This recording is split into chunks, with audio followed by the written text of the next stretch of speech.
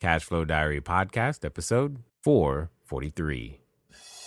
Welcome to yet another exciting episode of the Cashflow Diary Podcast, the podcast that teaches you insider tips, tactics, and strategies for creating leverage streams of cash flow into your life. Learn from top-performing entrepreneurs, business owners, investors, and thought leaders from across the globe as they share their secrets to success.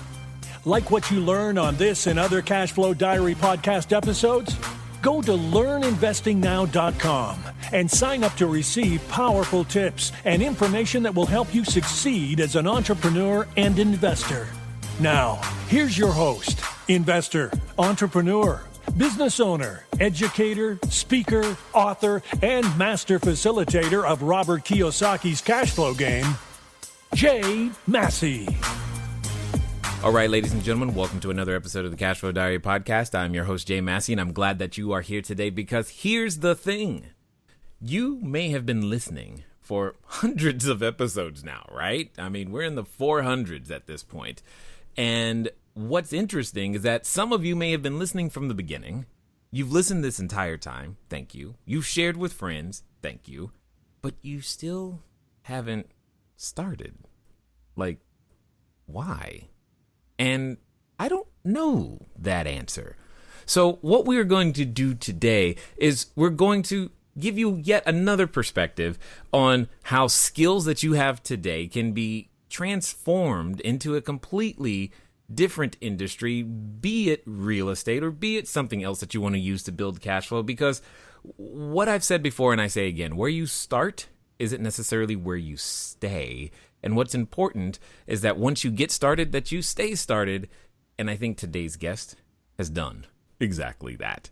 I have with me none other than Whitney Nicely. Now, already I'm happy because you can't have a name like Nicely and be mean. So this is going to be fun for all of us. So make sure that you are listening. But understand this, that she has went from zero, so dead start, to 19 houses, 19 apartment units, and as she describes it, 7 chunks of land. Now, I don't know how big a chunk of land is, but we're going to figure that one out in a matter of 36 months. Now, I find that interesting, but what I really think is strange, for at least for me, when I think about it, is that she's got a dog that weighs 130 pounds. That's going to be interesting to understand too, but she also is a wife, 2 kids, and did all of this. Guys, you got to understand, when it comes down to getting started, staying started, and growing, that's exactly what Whitney's about. In fact, she even calls herself the anti-realtor realtor, so we're going to learn something today. Let's talk to Whitney Nicely. Whitney, are you there? Yes, sir. Thanks for having me. This is going to be fun. Yeah, I can't imagine anything else happening. Like I said, I mean, you can't have your name and not be fun. So we're going to dive right into it. Now, before we get started, and this being your first time here, I tend to ask everybody the first time that they're here the same first question. You ready? Yes, sir. All right. I tend to look at today's entrepreneurs a lot like yesterday's superheroes, you know, like Black Widow, Wonder Woman, the Hulk, etc. Because I think superheroes and entrepreneurs have a ton of things in common. Chief among them is that occasionally as an entrepreneur, I can envision myself, you know, flying around town, possibly wearing a cape and tights, saving my customers with our products and services. But just like a superhero, an entrepreneur has a beginning. So think about Spider-Man, for example. There was a time where he was just a kid going to school, trying to earn his good grades, and you know what? He said, I'm going to take some photos to get a little pizza money and maybe take a girl out every now and again. And then one day, he gets bit by a spider. He discovers he's got this new ability and he has to choose to use it for good or evil. So, with that being said, my question to you is as follows. Before your houses, before the apartments, before, you know, teaching and helping all the people, before all of your programs, before the things that you've done now and what people know you for today, what we want to know is, who is Whitney Nicely? Whitney Nicely is a local small town girl who had a big dream to bust into the good old boys club and shake things up. And that's exactly what I've done. That's what I Did you wake say up. good old boys club? You know it's Oh, there. this is going to be going. Keep going. I'm sorry. Go ahead. Yes, that's exactly what I wanted. I grew up as a entrepreneur's kid. I'm fourth generation entrepreneur, and everybody that I could see around me was men, except my mom. My mom stood out like a sore southern thumb in this sea of men, especially in real estate investing. And I thought, she's not doing as much as she could, and I bet I'm loud enough to get out there and really do something. And that's kind of my goal every single day. To be loud enough? Yep, I'm really mouthy. I love real estate, and I like to think outside the box and push the envelope, push the bounds of what people think women should be doing and what people think real estate investors should be doing. Got it. So let's start this. Did you just? I mean, maybe in this you might be the exception. Most people that I meet don't wake up one day and go, you know what? I'm going to be a real estate investor today. And so I'm curious, what was your evolution? Or did you just wake up and go, well, real estate is for me? No, I didn't wake up with it. I got smacked upside the head with it. My mom has always been a real estate investor, and she's always been a boring, old, slow investor where she'd save a bunch of money and then go buy something, and then eventually she'd get her money back. She had no plans, no strategies, no nothing. I see. And I was watching her make the deposits one day. She got all the rent in, and she was making the deposits. And I was like, wait a second, Mom, why don't I get any money in the mailbox every month? And she was like, well, duh, Whitney, you have to buy something first. Like, Right. no sit down conversation about Robert Kiyosaki and the cash flow and, building up generation. None of that. She was just like, go figure it out. What? Oh, okay. Thank you. Okay. Yes. Thank you. Wow. I will go do that. That's a great idea. I'll be right back. Yeah. And that's pretty much what I did. Okay, got it. Interesting. So, go figure it out. You would think I would have thought she might have said, "Okay, step one here, step two, Nope. do this." But She had to figure it out, and she figured I was smart enough, and I could figure it out too. And now I own more houses than she does. well, I was going to say she was actually right. It sounds like that's good. So go ahead. That's my mom's parenting style. That's how she always was. You want to sell Girl Scout cookies? Go knock on the neighbor's doors. You want You to sell got it. coupon books? Load up. I'll take you around to, all the grandparents and, whatever. And you can get out and go knock on the door and fill it all out and submit it and fulfill your orders. Got it. Well, that actually speaks to something because there's a number of people who are listening who are, I'll say, waiting for opportunity to knock on their door. How necessary has it been for you to have something other than that waiting around in order to make any of the things that you've done happen? Another thing that my mom taught me to do is not procrastinate. You get an idea, you think you're going to go do something, get started on it, get it figured out. Just like you said in the introduction, get started and keep going. Stay started. And that was pretty much my mom's motto too. And that's what she taught me to do. And so I don't have that curse of sitting around and thinking things through. I'm more of a figure it out as we're going kind of girl.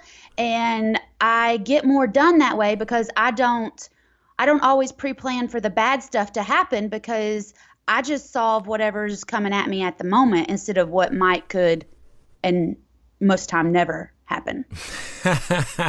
I like that last part. Most time, never happen. Most of the time. Most time never happen. Okay, so take me through this journey because I'm gathering from what you're saying. There were Girl Scout cookies somewhere in there that you wanted to do. So how do we go from Girl Scout cookies to your first real estate transaction? I'm assuming there are other things that happened in along that journey. There was lots of other things because, when I was a kid, Christmas would be coming up. My dad would go out and buy an old junker car, bring it home, change the oil, wash it, take pictures of it. And then at that time, he'd put it in the newspaper and he'd sell it and he'd make a couple extra $1,000. And that's how we get Christmas presents. Like, I was raised by people who, if they needed more money or wanted to take a trip or wanted to, buy a four-wheeler or a golf cart or something, they would figure out a way to make a big lump. And so I was just raised with that mindset, like go out and do something. So in college, I started flipping furniture on Craigslist, or I'd go to auctions and buy couches and, whole estates, and I'd take them home and put them in my house and, kind of doll it up a little bit like it was my furniture. And then I'd sell it on Craigslist or Facebook. And then, so I was making a couple hundred extra bucks a week, or, sometimes I'd make $1,000 or, nothing huge. But I was at the trucking company, and I was working 4 different jobs at the trucking company. I was flipping furniture on the side. I was driving from Knoxville to Atlanta to see my boyfriend and go on travel ball games with his kids. And then I decided it'd be fun to also add in flipping dump trucks. So I would travel across the Southeast and pick up dump trucks, and I'd have to take 2 or 3 men with me to drive them home because I wasn't licensed. That didn't stop me. I could still go buy them. And I'd buy the trucks, take them home. The guys would clean them up, again, change the oil, and I'd flip them. I'd sell them to guys all across the country. They'd fly in from everywhere to buy my dump trucks because I had a really good product and a really good price. So that's how I learned. And then in 2009, in the middle of the recession, I was still living at home and working for Mom at the truck company. It was just a lot of mom time, And she had a rental house, and I was like, it's close, but maybe I could move into it. Well, we, urged her tenants to leave, and they did. And we walked in. They'd been there for 12 years. I don't think they'd vacuumed or wiped down the countertops in the entire 12 years they were there. So we flipped it. And in that process, I fell in love, Jay. I absolutely fell in love with, ordering the people around, getting the materials, and seeing something ugly come to life and be pretty. And I fell in love with the house. I moved in. I lived there for 7 years. I'd bought 16 houses, and I was still living in my mom's rental house when I finally moved out last year. I love it. Okay.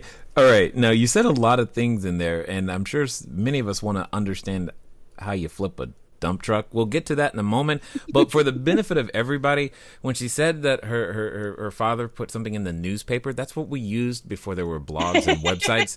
Because I know that might have thrown some of you like, what's that? Where's the secret newspaper? Now, okay. So what I'm sensing is a pattern. You buy things that are broken, you fix them and resell them. That is what I'm sensing from the path that you were telling me.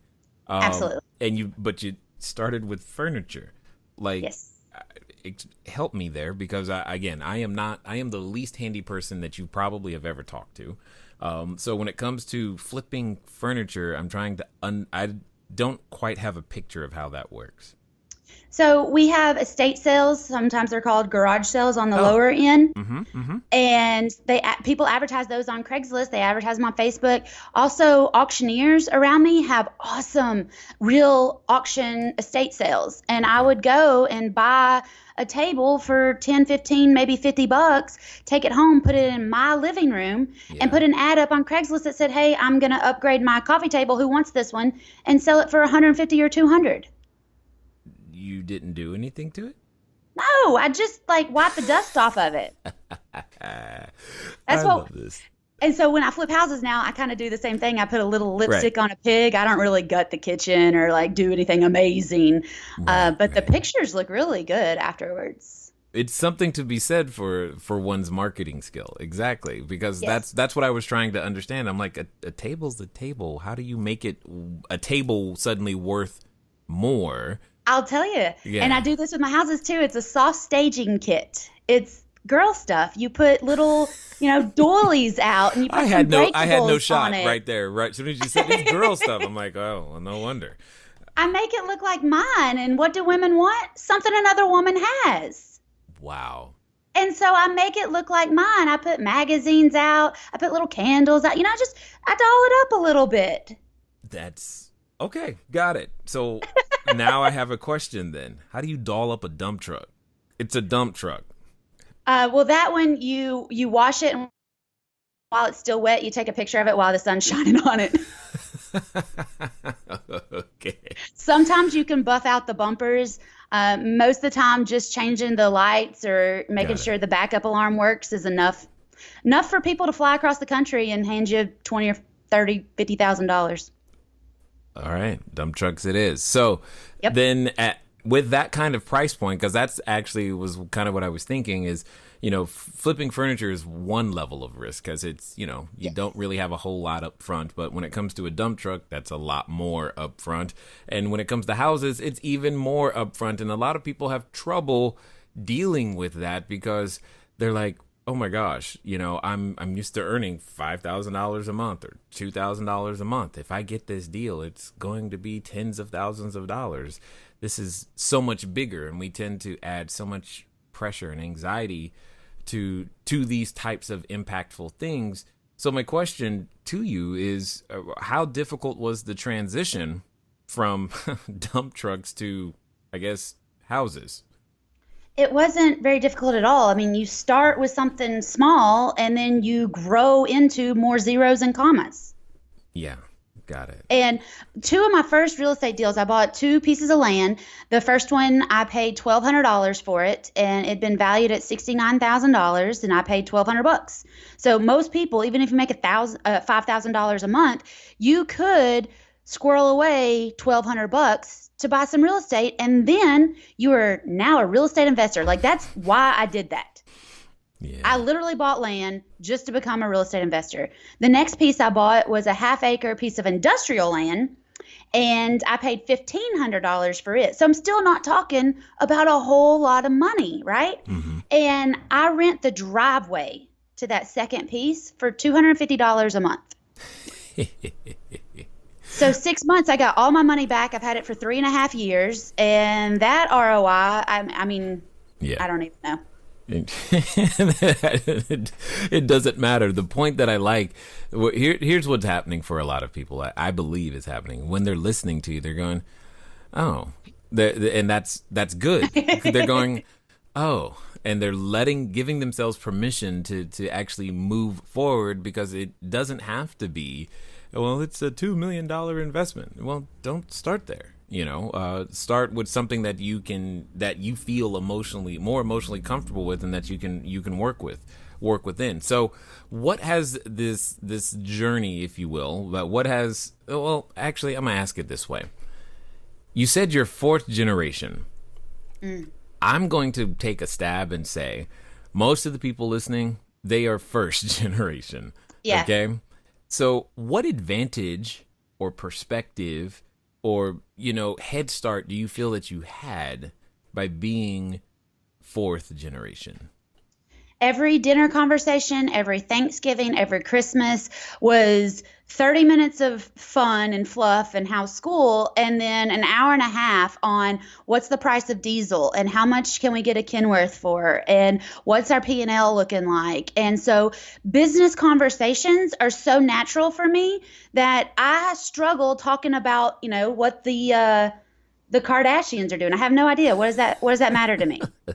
I have a hard time keeping, regular girlfriends because I don't have anything to talk about but real estate, right, or business. And so that's the advantage I got. But I'll tell you, the disadvantage of being the 4th generation is the people saying, I wonder if she's going to be the one that drops this whole empire. I wonder if she's going to be the one that screws it all up for the 4 generations ahead of her, or, 3 generations ahead of her and the future underneath her. And I got to tell you, it was hard to leave trucking because the loyalty I felt, because our bucks have always come from trucks.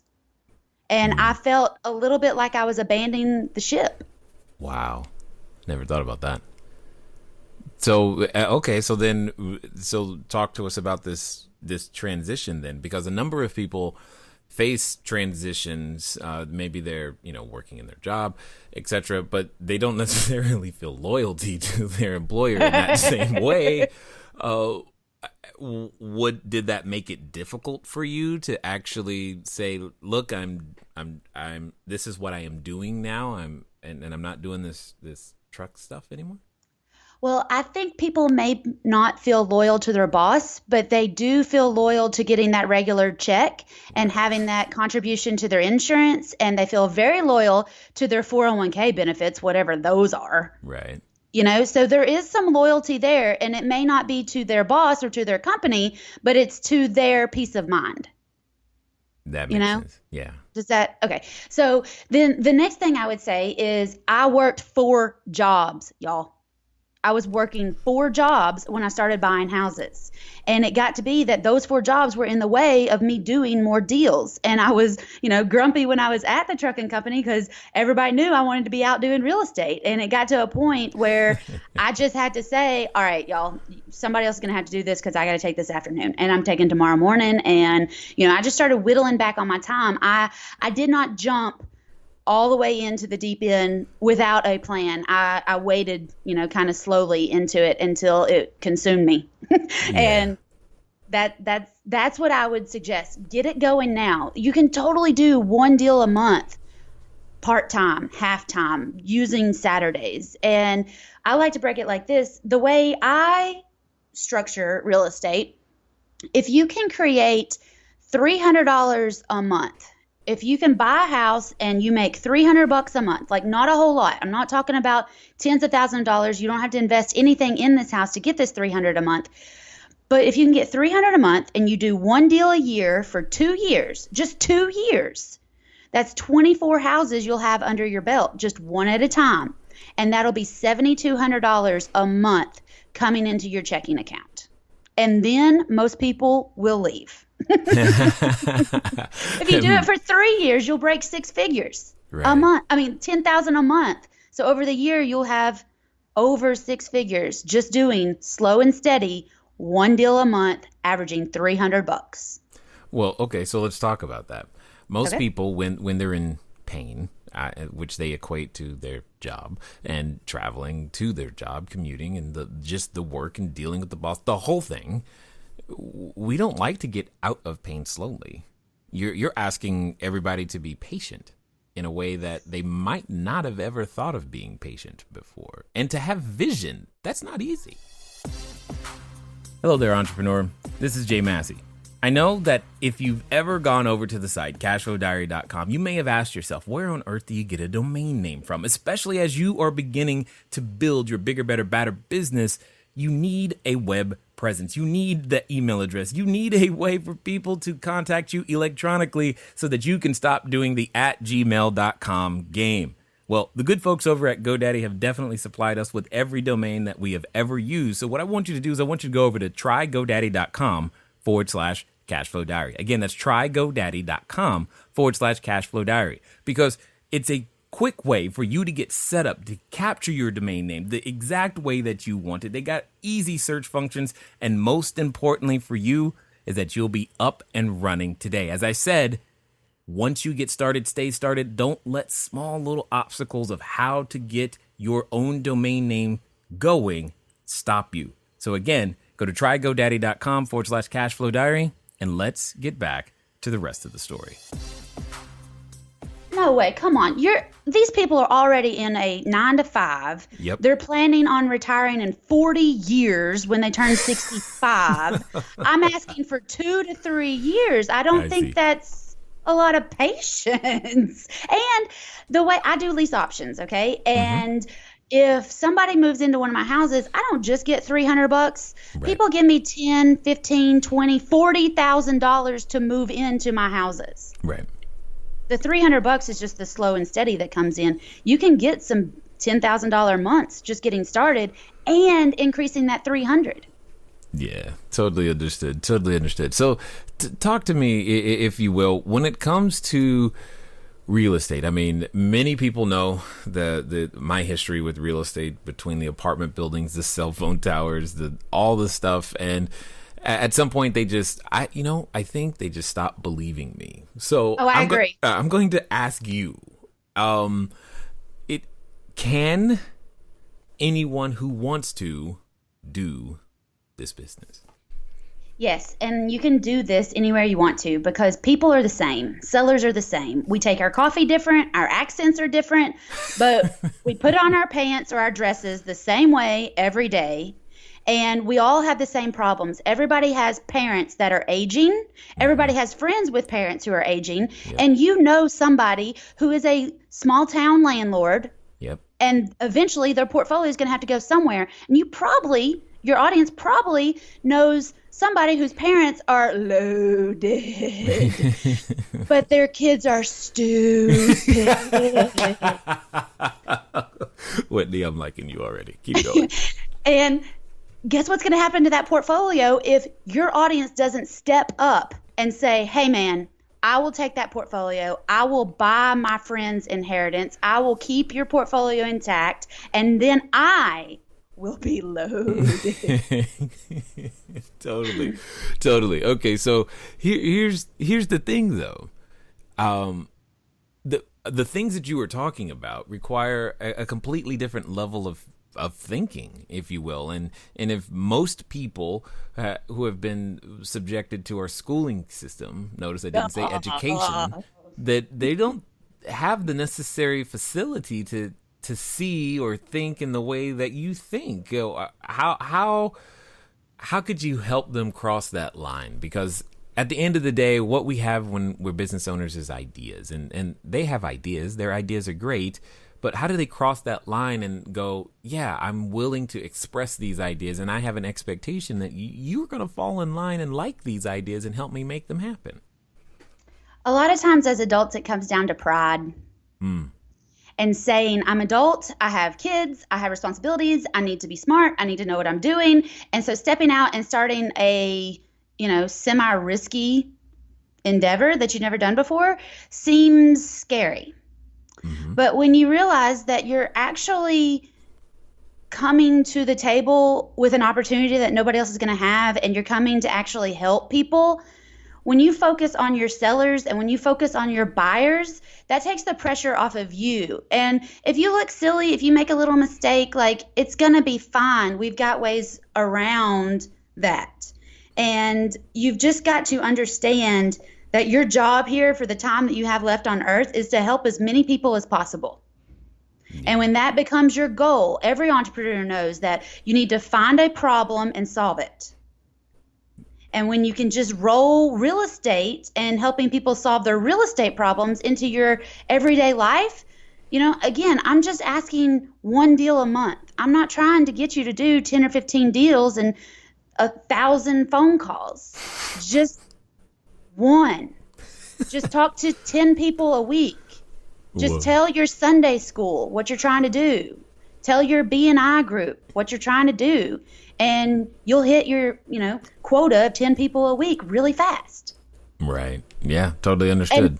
I like to keep it all just so small and so personal and so, organic and smooth. I don't like to feel like I'm out blasting with people with what I'm trying to do or this and that. I want to sneak in the back door of their head so that they start mentioning me to their friends with real estate problems without me having to be there. I get tons of leads that way just because I'm mouthy about it. Right. As you said, how loud can I be? Now, when it comes down to it, though, a lot of people try to approach the real estate game by talking to realtors, because isn't that what... I'm sorry, what was that?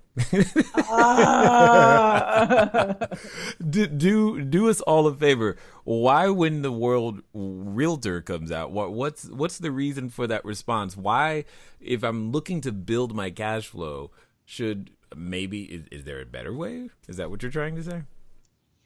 Realtors are in the service business of helping people who don't have time to do the research themselves.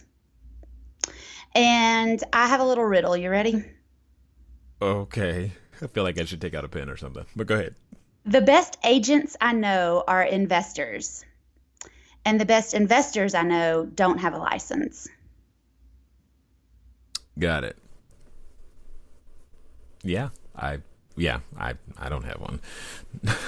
I know, and I've been a fan of yours for years. And so when I have a license, and I'm the broker for Whitney Buys Houses, and my competition in Knoxville hates that my firm name is Whitney Buys Houses because I look like a wholesaler, but I'm licensed. And shouldn't I have a proper name and not have bright pink signs on the side of the road? Like, they get so mad at me because I'm a threat. They don't understand what I'm doing. I don't follow their clear to close chase. I don't follow a lot of their guidelines. I don't put my stuff on the MLS because I don't need the MLS. Mm-hmm. And I'm really good friends with the number one broker in Tennessee, and she and I are really good friends because we're both very strong women and we have very strong opinions. And I can see her perspective of, agents are necessary. I get that. But for investors, agents are not the number one way to go. Okay. And well, I agree. But a lot of people, often, especially if they have a job, they don't really have, they feel like they don't have a lot of time. How would you suggest they get started then? Stop watching TV. Uh-oh. You about to hurt some people. Okay. Other than anything else? Or is that saying, is that enough? Now you have 3 more hours on your day. Right. Okay, so Stop what would they do? TV. What would they do with those 3 hours instead? Research. Call for sale by owners. Call people who are trying to rent their property and not getting a property manager. I mean, spend some time on the phone. Go driving for dollars. You'll be surprised if you'll get off your phone while you're driving. You'll be surprised at how many empty houses you're driving by every single day. And if you ask your husband or wife to also notice the empty houses they're driving by every single day, you'll realize how many opportunities are out there for you to get out there and make some money. Yep. It's amazing how that is very, very, very true. Right now, we've been doing a significant amount of training and executing in the short-term rental space, and what it comes down to is now my wife, myself, my kid, everybody, we can't help but see for rent signs everywhere we go. Even if we try not to, they're just there. But as you said, we got to look up from our phones. But let me ask this. One of the big tenets of real estate is to be able to execute the whole thing with a team. Who would you say are the necessary people for that team? Who's on your team? How on earth did you go from 0 to 19 and the houses, the apartments, and all this other stuff? What's your team look like? I have an accountant who runs my numbers for me. That way I can get out there and shake hands and kiss babies. Right.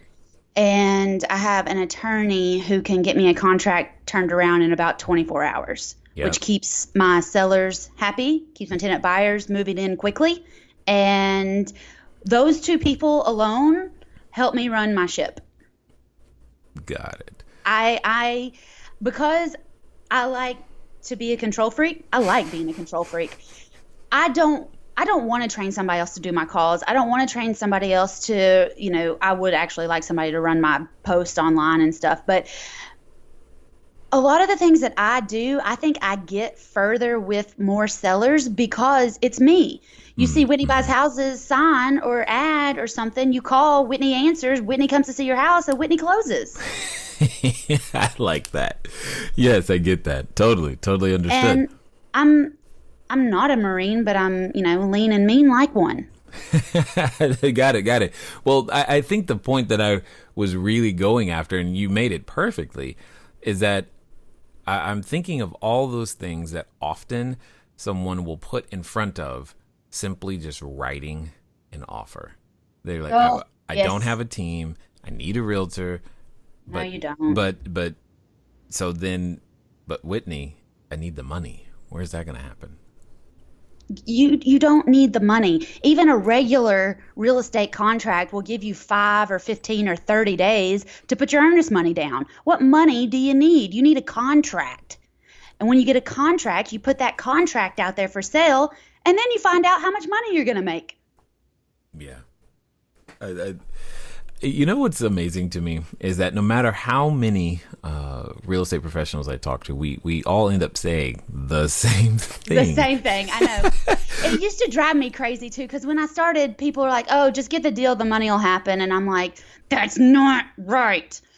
And it is right. And it is annoying. But, my students, my friends tell me that exact same thing all the time. After you get that first one done, the rest of them, it's not smooth sailing, but getting that first one done and getting over that hump is so much better than sitting there and, wringing your hands and thinking about, well, I need this and I need that and I need to set up this LLC and I need this website. No, you need a contract. I didn't even bring up the LLC thing, but yeah, you just totally went there.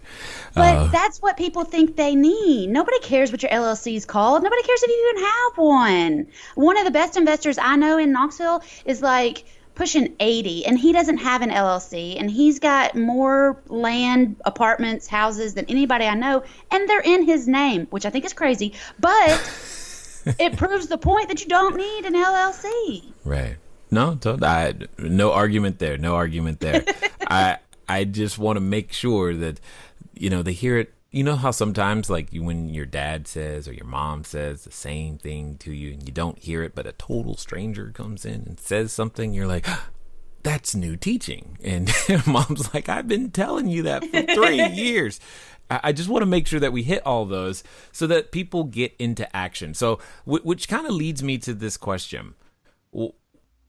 If all of these things are true, if, the LLCs and these roadblocks, the money, the credit, this stuff isn't really a roadblock, in your opinion, why aren't more people doing this? Why aren't more people started? That's the pride again. They don't want to hear somebody tell them no. They don't want to get their feelings hurt. They've worked hard, maybe they went to college, maybe they've just been hustling for a couple of years and they've gotten to a certain point and maybe they've plateaued, but they got comfortable there and their pride is stopping them from stepping out again. One of the things that I have on my side is that I'm young and that I am very playful and I'm very much like a kid. Kids have no fear because they don't have that much pride yet. They don't know that they shouldn't try this because it might not work. But adults have seen their friends try stuff and it didn't work, and they've heard what people said about them when they, went out and tried to do something crazy, and they don't want people to talk about them like that, which just comes down to pride. And I'm not saying I don't have pride, but there's not a whole lot of shame in my game. Like, I'm going to get out there and see what I can make happen. And then people come around later and they're like, hey, can you kind of tell me how to do that? Right. Man, I totally understood. Totally understood. So for those that have listened this far, I'm sure if they're enjoying your conversation like I am right now, I'm sure they want to find out more about what you're doing, where you are online, and maybe even, who knows, there could be someone next door to you who's going to walk over and say, hey, could you please buy my house? But what's going to be the best way for them to track you down? My website is probably the best way to find me. It's whitneynicely.com. And from there, there's lots of little buttons to find me all over the place. Okay, got it. Totally understood. Totally understood. Now, I have a question for you because I'm curious to hear what your answer is going to be. Let's pretend for a moment that someone listening is, you know what? They said, all right, Jay did it. Whitney's didn't. I've listened to all these podcast episodes. I'm going to do it too. And they finally got themselves to that point. They're standing at what I like to call the precipice of decision in a lot of ways. And maybe they're standing right in front of the superhero outfit store ready to pick out their cape and tights. They're going to jump into this pool this time. So let's pretend for a moment that when you make these types of decisions, that we all have this thing that happens in the back of our head. It usually comes in the form of a voice. Often telling us what we can't do, why it won't work, who are we, and girl, don't you know you crazy? That's a man's game. You can't do that. You know the voice I'm talking about. And for some people, they're related to that voice. So my question to you is as follows. What would you suggest to that person who's standing there thinking and feeling like their future is ahead of them, but has that voice ringing in the back of their head? What would you suggest that they do? So this happened to me. I was at my first real estate boot camp and I was really excited. I was high on life. I was going to be a millionaire in like 10 days, and or I 7, depending on how fast you move now. well, depending on which guru you're listening to, right? Right. So I called my boyfriend when I got home and I was telling all these things that I'd learned. And oh my gosh, I was so excited. I could not wait to get home and start, getting out there and taking action. And he said to me, I'm not kidding, Whitney, you have church camp mentality. When you get home, this won't work. Nobody will want to do this with you, and you've wasted your time and money. You need to just come back home and keep trucking. No. Luckily, I told him to hold my beer and watch this. Of course it was a beer. I like it. I like it. And I did. I used that as the fire to ignite my engine. And that's when I did 14 deals in 9 months. And the reason I stopped in 9 months is because I thought after he saw me do these 14 deals, I'll tell you, I was 6 deals in before he was like, I think you've just been lucky. And I was 14 deals. I was actually on my way to the open house when I was still doing open houses for my 12th deal. And we were at Krispy Kreme parking lot. And he was like, I don't know why you're still trying this. Like, it's just not going to work any longer. You've just had beginner's luck for the first year. And you need to just keep your steady job. Because this is when I was thinking about leaving trucking. And I remember looking at him in the Krispy Kreme and I told him, I said, I'm taking you back to your car. You can go back to Georgia. And I don't care if I ever see you again.